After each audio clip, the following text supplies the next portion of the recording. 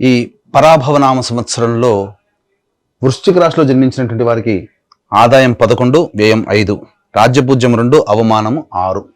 ఇక గమనించుకున్నట్లయితే ప్రధానంగా పంచమ స్థానంలో శని సంచారం, ఇది సాధారణమైనటువంటి మిశ్రమ ఫలితాలనే అనేటువంటిది ఇస్తారు.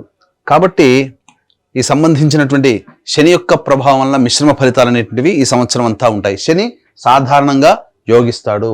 ఇక ప్రధానంగా చూసుకున్నట్లయితే డిసెంబర్ 5వ తారీఖు వరకు అర్ధాష్టమ రాహు యొక్క ప్రభావము ఈ యొక్క వృశ్చిక రాశిలో జన్మించినటువంటి వారికి, దీంతో పాటుగా అష్టమ స్థానంలో గురువు యొక్క సంచార ప్రభావం, వెరసి శని కూడాను సాధారణంగా యోగిస్తున్నటువంటి ఈ కారణము, కేతువు కూడాను తీసుకున్నటువంటి నిర్ణయాలలో అనిశ్చితిని కలగచేస్తూ ఉండడము. కాబట్టి ప్రధానంగా మేజర్గా ఈ సంబంధించినటువంటి మే 31వ తారీఖు వరకు గురువు కూడా వీటికి తోడై ఉన్నటువంటి కారణం చేత సాధారణంగా వృశ్చిక రాశిలో జన్మించినటువంటి వారికి కాస్త ఒడిదుడుకులు, ఇబ్బందులు అనేటువంటివి ఉంటాయి. ప్రతి పనులలో ఆటంకాలు అనేటువంటివి మే 31వ తారీఖు వరకు చాలా డ్రాస్టిక్గా నెగిటివ్ చేంజెస్ అనేటువంటివి చూసే అవకాశం ఉంటుంది. కానీ ఎప్పుడు ఒకే రకంగా ఉంటుందానంటే దీని తదనంతరం మిగతా గ్రహాల యొక్క అనుగ్రహం కూడా సంపూర్ణంగా ఉండడం వల్ల ఒక్క గురువు మాత్రమే మిమ్మల్ని రక్షిస్తాడు. గురువు అంటేనే దైవము, అలాగే పెద్దలు. కాబట్టి ఈ వృశ్చిక రాశిలో జన్మించినటువంటి స్త్రీ పురుషులు ఈ సంవత్సరంలో మీరు ఆనందంగా జీవించాలి అనంటే మీ ఇష్ట దైవానికి ఎల్లప్పుడూ దగ్గరగా ఉండే ప్రయత్నం చేయండి. ఇంకొకటి, పెద్దల ఆశీర్వచనం ఎల్లప్పుడూ తీసుకునే ప్రయత్నం, ప్రతి పనులలో తీసుకునే ప్రయత్నం చేయండి. ఇక ఈ విధంగా 2 పనులు కనుక చేసినట్లయితే ఈ గ్రహాల నుంచి వచ్చేటువంటి దుష్ప్రభావం చాలా తగ్గి చిన్న చిన్న సమస్యలతో మీరు బయటపడతారని చెప్పవచ్చు. ఇక అక్టోబర్ 31 నుంచి ఇక్కడ గమనించుకున్నట్లయితే జూన్ 1వ తారీఖు నుంచి అక్టోబర్ 30వ తారీఖు వరకు గురువు కర్కాటక రాశిలో నవమ స్థానంలో సంచారం చేస్తున్నటువంటి ఈ కారణం చేత అర్ధాష్టమ రాహు దోషమైనప్పటికీ కూడా, అలాగే శని ప్రభావం అయినప్పటికీ కూడా అన్ని విధాలుగా ఈ గురువు కంట్రోల్లోకి వెళ్ళిపోయి ఆనందకరమైనటువంటి జీవితాన్ని పొందుతారని చెప్పవచ్చు. ఇక ముఖ్యంగా విదేశీయానం, విదేశీ విద్యకు వెళ్ళాలనుకునేటువంటి వాళ్ళకి ఇది చాలా అద్భుతమైనటువంటి యోగకాలంగా చెప్పవచ్చు. కోరుకున్నటువంటి విద్యా సంస్థల్లో మీకు ప్రవేశం జరిగేటువంటి అవకాశము గోచరమవుతుంది. ఇక అక్టోబర్ 31 నుంచి వచ్చే సంవత్సరం జనవరి 24వ తారీఖు వరకు సింహరాశిలో గురు సంచార ప్రభావము, ఈ కారణం చేత రాహు, అర్ధాష్టమ రాహువు అలాగే గురువు కూడాను అనుకూలించకుండా ఉన్నటువంటి ఈ కారణం చేత ప్రధానంగా నష్టములు ఎలా ఉంటాయి, ప్రధానంగా గమనించుకున్నట్లయితే రాజ్య భ్రష్టత్వము, అంటే చేస్తున్నటువంటి ఉద్యోగంలో కాస్త ఒడిదుడుకులు ఎదురై మళ్ళీ వేరే ఉద్యోగం ఎదుర్కోవాల్సినటువంటి పరిస్థితి ఎప్పుడు అక్టోబర్ 31 నుంచి జనవరి 24 మధ్యకాలంలో, లేదా వ్యాపారంలో అనుకున్నంత లాభసాటిగా రాకపోవడము, తద్వారా కొత్త ప్రాజెక్టులు పెట్టినటువంటివి మళ్ళీ కాస్త ఆ సంబంధించినటువంటి ఇష్యూస్తో ఇబ్బందులు పడుతూ ఉండడం, ఇలా అనేక విధాలుగా ఈ సింహం స్థానంలో గురు సంచార ప్రభావం జరుగుతున్నటువంటి వృశ్చిక రాశి వారికి కలగబోతాయి. ఇక మళ్ళీ జనవరి 24 నుంచి వచ్చే సంవత్సరం ఉగాది వరకు మళ్ళీ కర్కాటక రాశిలో ప్రవేశం చేస్తున్నటువంటి ఈ కారణం చేత ప్రధానంగా ఈ సంబంధించినటువంటి ఇబ్బందుల నుంచి బయటపడడానికి మళ్ళీ మార్గం సుగమం. అంటే ఎక్కడైనప్పటికీ కూడాను మీ యొక్క జీవితంలో ఈ వృశ్చిక రాశిలో జన్మించినటువంటి వారికి గురువే ప్రధానంగా యోగకరుడవుతున్నాడు. మిగతా పాపగ్రహాల యొక్క ప్రభావం అధికంగా ఉన్నటువంటి ఈ కారణం చేత ఎంతవరకు యోగిస్తాడండి గురువు? ఒక్క గురువు మాత్రమే ఎంతవరకు పట్టుకొని పైకి రాగలుగుతాడు. అందుకనే సాధారణంగా మీకు యోగించే గ్రహం గురువుతో పాటుగా మీరు నిత్యం కొలిచే ఇష్టదైవాన్ని మీరు ఎప్పుడు కూడాను దగ్గరగా ఉన్నట్లయితే ఆ దైవ అనుగ్రహం కూడా మీ మీద ప్రసరించి మీకు అనుకున్నటువంటి విజయాలు మీరు పొందగలుగుతారు. ఇక డిసెంబర్ 5 తర్వాత రాహువు 3వ స్థానంలో సంచారం చేస్తుండడం, కేతువు 9వ స్థానంలో సంచారం చేస్తుండడం, ఇది ఒక విధంగా కలిసి వచ్చేటువంటి సమయం చెప్పవచ్చు. అనగా అప్పటి వరకు పడినటువంటి కష్టాల నుంచి కాస్త వెసులుబాటు అనేటువంటిది జరిగి తీరుతుంది. ఇక గమనించుకున్నట్లయితే సాధారణంగా నిరుద్యోగస్తులు ప్రధానంగా ఉద్యోగం ఎప్పుడు లభిస్తుంది, ఆల్రెడీ ఉద్యోగం చేస్తున్నటువంటి వాళ్ళు వేరే సంస్థల్లోకి ప్రయత్నం చేయాలంటే ఏ సమయంలో ప్రయత్నం చేయాలి, అంతేకాకుండా ఇక్కడ ప్రధానంగా కేంద్ర రాష్ట్ర ప్రభుత్వంలో పనిచేసేటువంటి వ్యక్తులు ఎవరైతే ఉంటారో వాళ్ళకి ప్రమోషన్స్ లేదా బదిలీలు ఎప్పుడు ఏ సమయంలో కలుగుతాయి, అన్నిటికంటే ముఖ్యంగా కేంద్ర రాష్ట్ర ప్రభుత్వాలలో సంబంధించి పనిచేసే కాంట్రాక్టర్స్ ఎప్పుడు బిల్స్ పాస్ అవుతాయి, ధనం ఎప్పుడు మనకు లభిస్తుంది, అలాగే కొత్త కాంట్రాక్టులు ఎప్పుడు చేజిక్కించుకోవాలి అనేటువంటి యొక్క విషయాలు కనుక మనం చూసుకున్నట్లయితే ఈ యొక్క వృశ్చిక రాశిలో జన్మించినటువంటి వారికి ప్రధానంగా ఈ సంవత్సరం 14 ఏప్రిల్ నుంచి 14 మే వరకు ఉన్నటువంటి సమయం చాలా అద్భుతంగా చెప్పవచ్చు. అలాగే 17 ఆగస్టు నుంచి 17 అక్టోబర్ మధ్య ఉన్నటువంటి కాలము అనుకూలంగా మంచి సమయం చెప్పవచ్చు.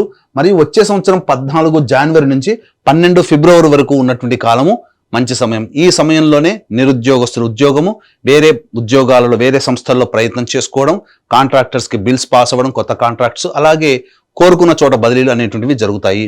ఈ యొక్క సంబంధించినటువంటి వృశ్చిక రాశిలో జన్మించినటువంటి కేంద్ర రాష్ట్ర ప్రభుత్వ ఉద్యోగులకి సంబంధించి బదిలీల విషయంలో కాస్త తర్జన భర్జన జరగడం, ఎక్కువగా శ్రమ కోరిస్తే తప్ప, మీ పలుకుబడిని ఉపయోగించుకుంటేనే తప్ప మీరు కోరుకున్న చోటికి బదిలీలు రాలేకపోతారు. అలాగే ప్రమోషన్స్ కోసం ఎదురు చూసేటువంటి వాళ్ళకి కొంతమందికి నిరాశాభంగం అనేటువంటిది నిరాశానికి కలుగుతుంది.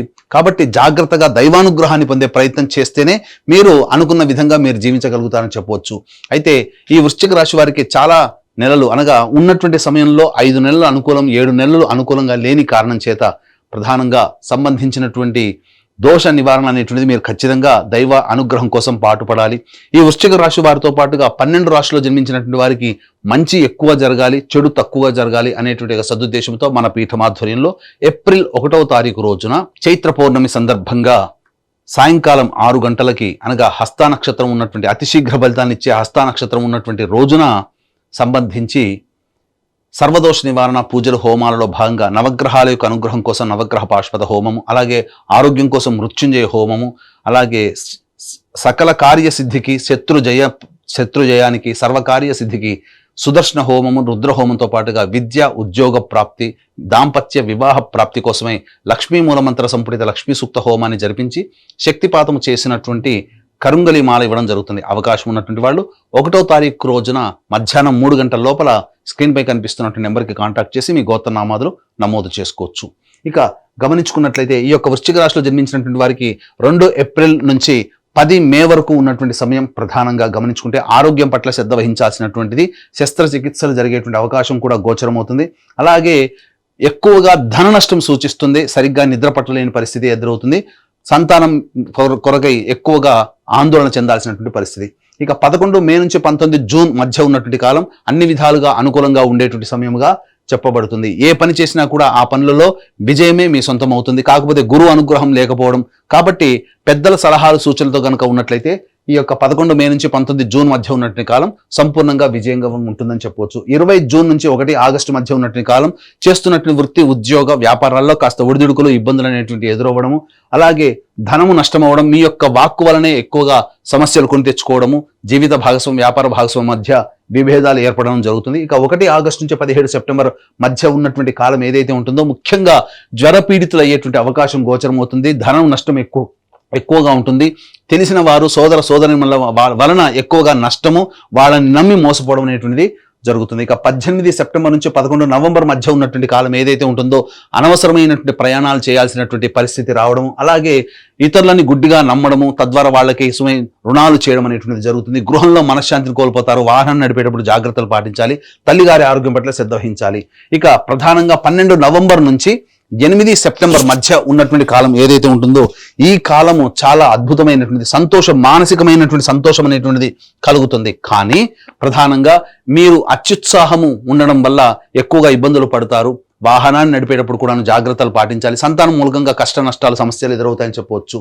అలాగే ఈ రాశిలో జన్మించినటువంటి విద్యార్థులకి ప్రధానంగా అష్టమ గురు ప్రభావంలో విద్యార్థులకి జ్ఞాపక శక్తి తక్కువగా ఉండడము, మే 31 లోపలనే మ్యాక్సిమం కాంపిటేటివ్ ఎగ్జామ్స్ అనేటువంటి ఉండడం, అకాడమిక్ ఇయర్ ఎగ్జామ్స్ కూడా ఉండడం వలన ఈ వృశ్చిక రాశిలో జన్మించినటువంటి విద్యార్థుల తల్లిదండ్రులు కాస్త దైవానుగ్రహాన్ని పొందే ప్రయత్నం చేస్తూ విద్యార్థులకి మంచి చెడు చెప్పుకునేటువంటి విధంగా ఉండాలి.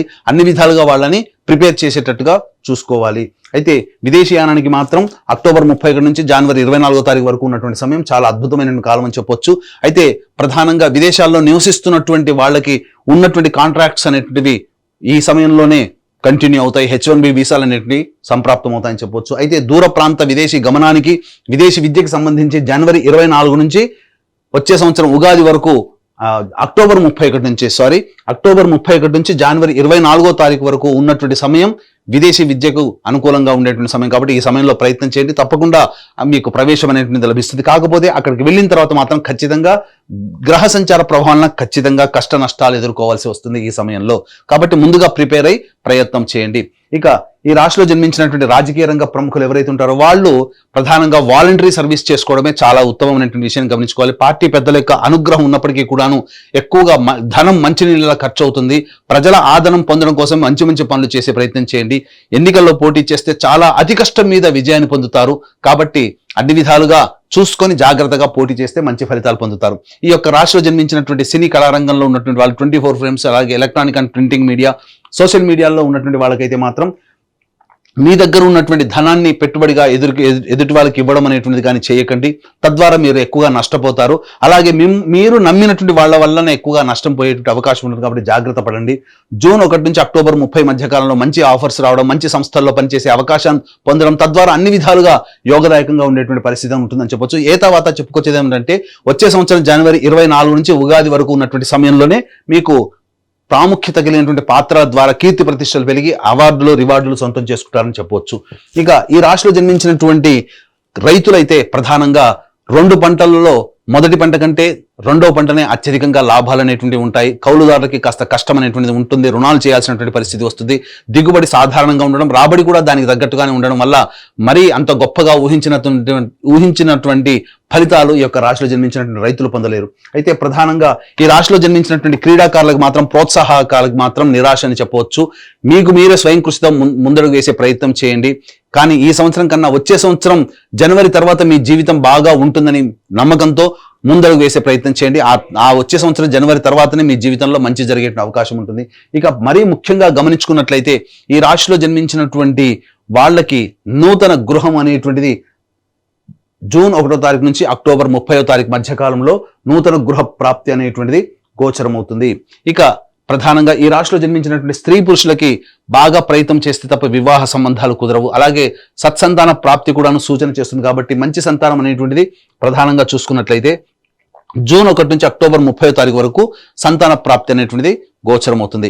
ఇక ఏతావాత ఈ సంబంధించినటువంటి వృశ్చిక రాశిలో జన్మించినటువంటి వారికి ఈ సంవత్సరం సాధారణమైనటువంటి ఫలితాలే ఎక్కువగా గోచరమవుతున్నాయి. మరీ ముఖ్యంగా ఈ రాశిలో జన్మించినటువంటి స్త్రీలకి కనుక గమనించుకున్నట్లయితే గతంలో కంటే కూడా గౌరవ మర్యాదలు తక్కువగా ఉండడము, కుటుంబ సభ్యులు మీ యొక్క అభివృద్ధిని చూసి ఓర్వలేకపోవడము, లేకపోతే మిమ్మల్ని కించపరిచే విధంగా ఉండడము అనేటువంటిది, ఏదైనా కానీ తక్కువ చేసి చూడడం అనేటువంటిది మీకు మనశ్శాంతిని లేకుండా చేస్తుంది. విలువైనటువంటి ఆభరణాలు, అలాగే గృహోపకరణాలు చోరీకి గురయ్యేటువంటి అవకాశాలు కూడా గోచరమవుతున్నాయి. కాబట్టి జాగ్రత్తలు పాటించండి. అలాగే ఎవరికి కూడా నమ్మి డబ్బులు అప్పుగా ఇవ్వడం అనేటువంటి చేయకండి. నమ్మి లేదా దయతో, జాలితో గనక సహాయం చేస్తే ఆ సహాయం చేసిన వ్యక్తులే మళ్ళీ మీకు ఇబ్బందికర పరిస్థితులు ఉంటాయి. అంతేకాకుండా మీరు చేసేటువంటి ప్రతి ప్రయాణంలో మీకు వెనకడునే ఉంటూ నటిస్తూ మిమ్మల్ని వెన్నుపోటు పొడిచే వ్యక్తులు ఎక్కువ ఉంటారు. కాబట్టి వాళ్ళ పట్ల ఒకంత జాగ్రత్తగా ఉండండి. ఏది ఏమైనప్పటికీ కూడాను దైవానుగ్రహం ఉంటే తప్ప ఈ వృశ్చిక రాశిలో జన్మించినటువంటి స్త్రీ పురుషులు ఎవరైనా కానీ ఆనందంగా ఉండలేరు.